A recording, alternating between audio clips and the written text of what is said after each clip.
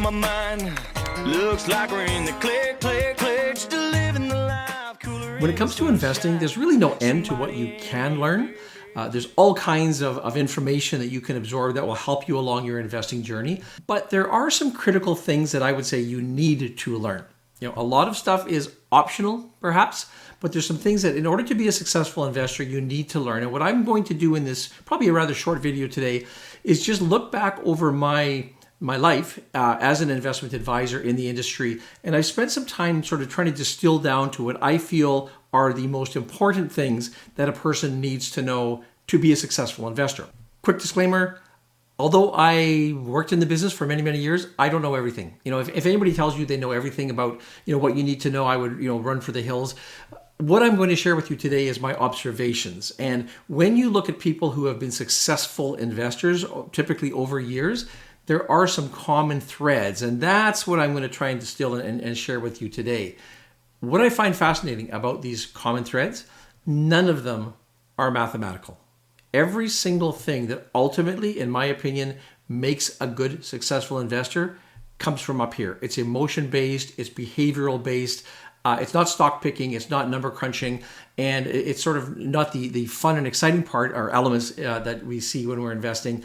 It's more the behind the scenes, controlling your emotions, controlling yourself. And that's what my biggest takeaway from working with clients for so many years. Of the 4 things I'm going to show you today, they're in no particular order. I don't think that there is really one thing that will make you a successful investor. There's a whole myriad of things that ultimately will play in. But these 4, sort of psychological things or mental trips or mental things or behavioral things will be some of the keys that will help you out there. Quickly, before I get into number 1, is for those of you who may be new to the channel, the first link in the description below is for our Investing Academy. I'll be speaking more about that later, but you might want to check that out after the video. Item number 1 on my list of things that you really need to know is quite simple. Get moving. Start doing something. We all know that time is your friend when it comes to investing, as long as you start early enough. And to establish a habit of putting money away, understanding how to invest, how important it is for long-term financial security, I can't overemphasize how important it is to start. Take those baby steps, even if it's not a big amount. I think of younger investors who don't, maybe aren't earning high wages yet in your career. It doesn't have to be $1,000 a month that you're putting away. If you can start with $25 a month, find a way to make that work. If you can start with $50 a month or whatever your cash flow amount allows, don't feel like you have to put a big chunk of money away. More importantly than the $25 or the $50 or the $100 is establishing that habit of making investing part of your day-to-day expenditures. Just like you would, you pay your hydro, you pay your rent, you buy food. Part of that, the overall must, the fixed expenses, really I encourage you to make investing part of that. If you're a bit older, if you are, closing in, let's say on retirement and you haven't invested as much as you would have liked, it's not too late. The difference is, though, you really have to, at this point, sort of ramp up the contribution amount.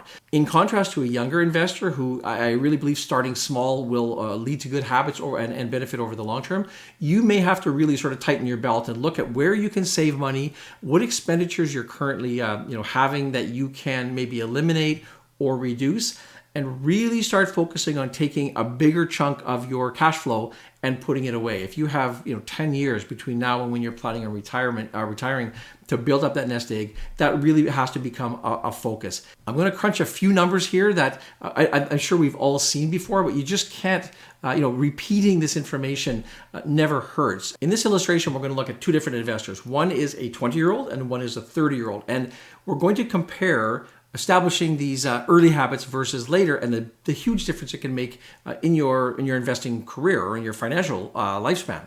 In the first scenario, we're going to look at a 20-year-old who's going to commit $100 a month to a regular investment plan. We're going to assume a 7% compound annual rate of return, and we're going to look at a 10-year time period. If the 20-year-old remains disciplined and is successful in contributing $100 a month to their investments for the next 120 months, they will end up having contributed $12,000 in total. The value at the end of that 10-year time period will be $17,105.17. At this point, they are going to stop contributing. They were able to do it from age 20 to 30. Now here they are 30, and who knows? Maybe they've started a family, maybe they have a mortgage. Expenses have picked up, and they decide they're going to stop contributing at age 30. Perfect world, you keep, but let's assume for the moment that you stopped. We're now going to assume that you're going to take that $17,000 that you've accumulated and leave it invested, same compounding, 7% average per year for the next 35 years, from age 30 now till the normal retirement age of 65. If you now look 35 years down the road, you will have accumulated about $182,000, $182,622.93 to be exact, all from your initial contribution of $12,000 now being 45 years ago. Let's remember that number, $182,600. Now you contrast that to the person who didn't invest through their 20s. They waited until they were 30 and started. So they're going to invest the same $100 a month for the same 35 years and now at the same 7% compound annual rate of return. Let's look at those numbers. The total contributions in this case will be $42,000, and contrast that to the $12,000 that the 20-year-old invested. At age 65, this 30-year-old ends up with $171,141.36. Now, the 20-year-old who invested that $12,000, all those years ago, at age 65 ends up with an amount of $182,622.93. This illustration alone should hopefully inspire some people who are still on the fence to start that program, to start putting something away, again, even a small number. Bottom line, get moving, do something. The longer you think about it, time is passing. Every month that goes by where you push it back is another month that falls off the schedule. So start that process, and that will pay huge dividends down the road. Item number 2 on this list of things that you really need to do: be patient. Investing is not it's not a sprint, it's a marathon, as you probably have often heard. We think back to the story of the tortoise and the hare, and I see a lot of similarities that in the investing community, particularly now we're seeing, the good old-fashioned blue chip style of investing versus the meme stocks. And I see this, the tortoise versus the hare. And we all know that story where the hare is sort of the overconfident, I've got this all figured out, and they blast out of the gate and build up a big lead. And we've seen that actually in the last year or so. Coming out of COVID, we saw some very strange things happening in the markets, and especially with all of the Reddit stream type of behavior that we've seen. We've seen some hares just bolt out of the gate. By contrast, we've also seen the blue chip type of investors do quite well, but just not to the same scale that those the meme stock investors have. My question is, investing is not a sprint. So over the next years, decades, how are those two styles of investing going to fare out? My prediction right now would be that if you learn to invest properly, you're going to end up at the end of the day, at that finish line, coming out ahead of where the get-rich-quick group is right now. The challenge as an investor is that an investment isn't a tangible thing typically. When you invest in shares of company X or company Y, you don't really get anything. And this is quite different. You think of if you go to Best Buy and you want to bring home a flat screen TV, you go, you spend your money, you walk home and you put it up on the wall and you have an immediate gratification. Most of life is that way. When you spend money, when you take money and pass it to somebody else, you immediately see the benefits of doing that. Investing is quite opposite. You don't really see the incremental benefits of investing until years down the road. And a couple of analogies that come to mind to me are, it's like when when you were little and your parents would put that the height chart on sort of the door jamb, and you'd every few months or every year you'd go and you'd put a new pencil mark as to how much you've grown. You don't see that on a daily basis. Your brother, your sister, your parents, your children, if you have children, you didn't see the day-to-day changes. Only when you step back and looked at an increment of time do you really notice the changes that are made. Investing is very much like that. You don't see the day-to-day. It's almost irrelevant. But when you step back and you look at your statements from 5 years ago, or you look at your statements from 10 years ago, or 20 years ago, if you're old enough to have invested that long, the gap, the gains are substantial. That's one of the things, though, is you need the patience to be able to ride that out. Another thing that comes to my mind more recently is if we think back to when COVID hit and everybody was locked down at home. A lot of people, myself included, in March, April last year, probably gained a pound. We weren't going out. We weren't doing our usual routines. We're probably snacking and eating more, stress eating at home. In April or May, you maybe gained another pound last year. Probably didn't notice it. In June 2020, probably gained another pound. And all those small little changes, you don't really notice them until you look back now, a year and a half later roughly, and all of a sudden you see that 15-pound gain.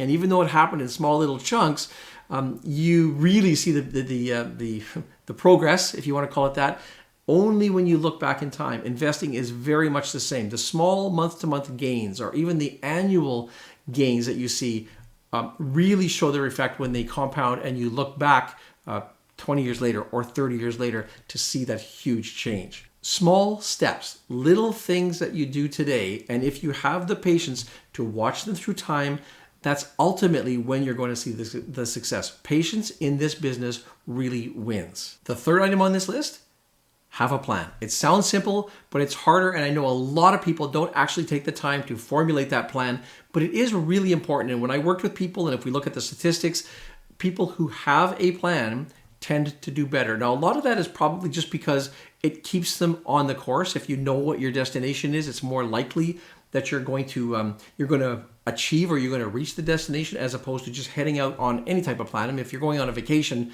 you don't just get in your car and start driving or get on an airplane and fly somewhere. You start with the destination and you work backwards on that. Much the same in investing. If you can visualize, if you're younger, look at, pick a retirement date, calculate how much money you're going to expect to need at that point, do the math and work backwards, come up with that and start those small sort of steps along the way. That's how you will stay on focus. Again, it comes back to having the plan. The plan also helps prevent you from straying off the course. And this is something that plagues a lot of people in a lot of areas of life. Even dieting is straying off the course that can get you into trouble. In investing, you have to understand the path that you're on and take the steps to stay on that. And I think to someone who's training to run a 10K or a marathon, and you have your schedule where every day or every second day or whatever your schedule is, you go out and you run.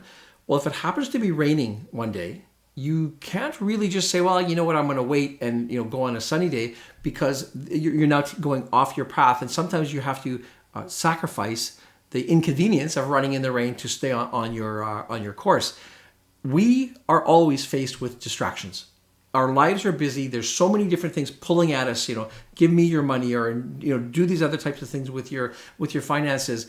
You will be constantly barraged with other ways, other things that you can do with your money. Having a proper plan really helps you put those distractions aside, make choices, and if you've already, as I sort of started with earlier, if you allocate money on a regular basis, becomes part of your fixed expenses, then you're not going to be, you'll be tempted to go off course and take your money, but you'll probably have more discipline because you've got that plan in place, and the tendency to stray off course will be much less. The fourth point is something that I observed with investors over the years, and I'm going to stay right from the beginning. I'm coming to this with a bias. I'm going to acknowledge that right now, and you can decipher or filter through and see whether I'm unfairly biasing or whether this is something that is legitimate. But consider the sources of the information. If you are a do-it-yourself investor, really think critically and don't just take what you hear, whether it's from your brother-in-law, whether it's from your coworker, someone in the coffee shop, whether it's from a YouTube channel like we have here. A lot of people are going to YouTube channel to get investment ideas, let's call them. Really be critical of who those sources are. Yes, I feel very strongly about this, and I understand how in this venue on YouTube, it can be quite controversial because it seems like there's so many sources you can go to for anything, investing being one of those. There are some very credible channels that I've seen where the people clearly know what they're talking about. And if you read about them, if you do the research on their channel, you can ascertain that they actually have the credentials to talk about what they're talking about.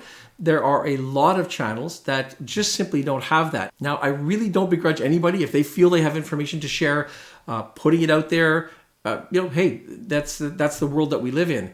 But it comes down to you, the investor, to make sure that when you're seeing things, just do your homework, do your due diligence on not only the investments you're investing on, but actually on the source of advice that you're listening to. What it all comes down to is, in anything else, if you're baking a cake or if you're learning how to fix your car, if you're learning how to invest, whatever it is, check your sources. Make sure that the information that you're acting upon, in some cases, or certainly you're adding to your repertoire of knowledge, is valid and competent. These 4 things I've talked about today are really just the tip of the iceberg. Obviously, there's an endless stream of information that you should learn in order to be a successful investor, but these are things that you have control over. They're all behavioral type issues that you can, no one can make you do them or stop you from doing them. You can take those into control into your own hands, and you may never be an analyst, a stock analyst, or you may never be a financial advisor, but you can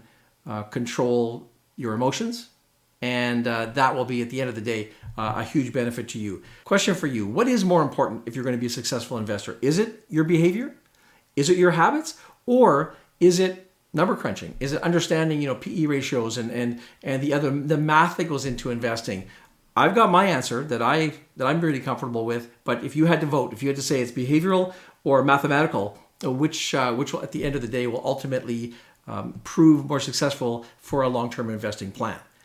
As always, if you are interested in learning more about investing, we have our Investing Academy. It's the first link below. And we have material for all ages, whether you're young, whether you're older, whether you're a beginner, whether you're a more experienced investor. Feel free to check that link out below, and I'm sure you'll find something that you'll find of interest. I'm going to wrap up this video for today. I hope you found it informative. I hope you found it enjoyable and somewhat entertaining. And I look forward to seeing you in the next video.